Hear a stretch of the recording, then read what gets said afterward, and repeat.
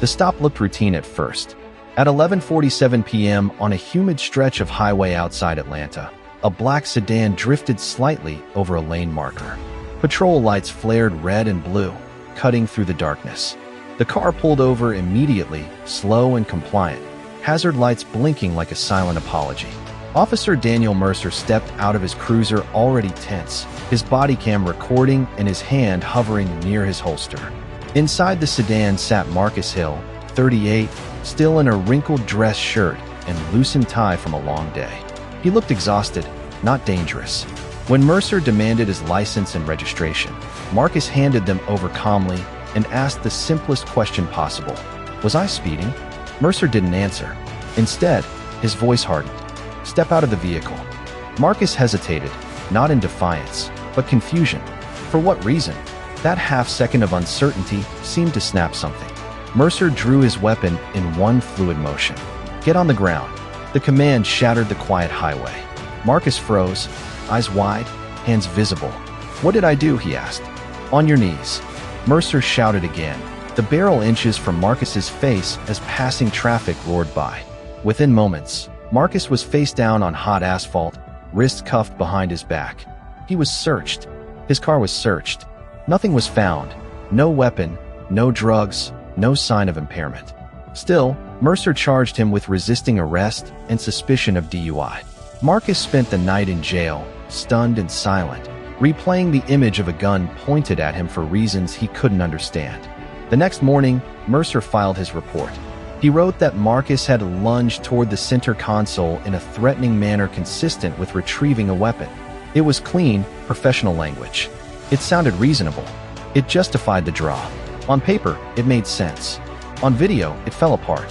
When supervisors reviewed the Bodycam footage, as required whenever a firearm is drawn, they saw something else. Entirely. Marcus had been holding his phone chest high when ordered out of the vehicle. He never lunged. He never reached. He never moved toward the console. The timestamps matched. The angles overlapped. There was no visual evidence of a threat. Within 48 hours, Internal Affairs flagged the discrepancy. The charges against Marcus were quietly dropped. But instead of going to the media or filing an immediate lawsuit, Marcus made an unusual request. He asked for the full, unedited footage from every camera on scene.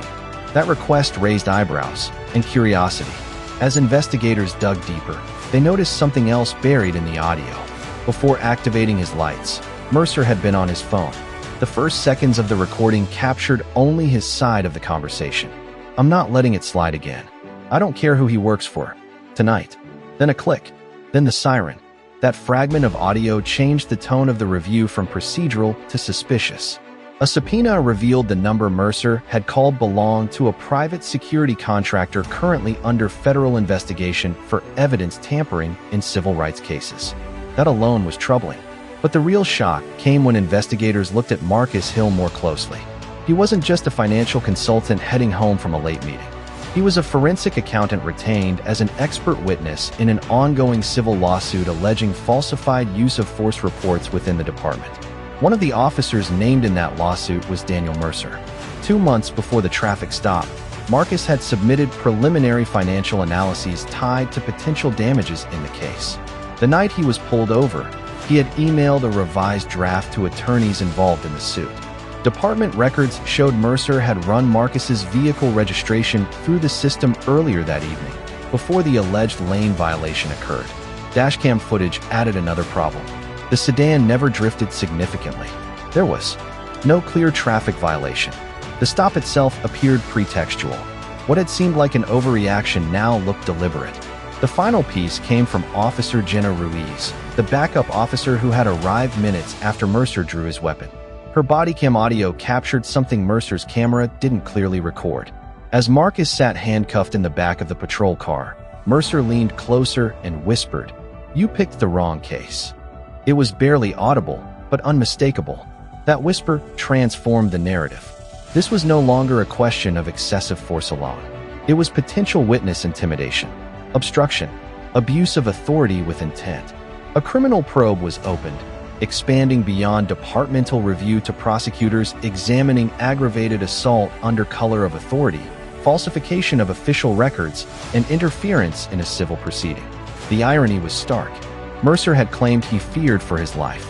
Now investigators were questioning whether he had orchestrated the entire encounter. The gun drawn on the roadside was no longer viewed as a split-second decision. It was evidence in a larger pattern. Marcus eventually filed suit, but not just for unlawful arrest. His legal team amended the existing civil rights complaint to include targeted intimidation of an expert witness. In court filings, they wrote, "The weapon was not drawn in fear. It was drawn in retaliation." The last frame of the bodycam footage shows Marcus kneeling on the pavement under flashing lights, his voice shaking as he asks, "Why are you doing this?" At the time, it sounded like confusion from a man blindsided. Months later, it sounded like the central question of the entire investigation.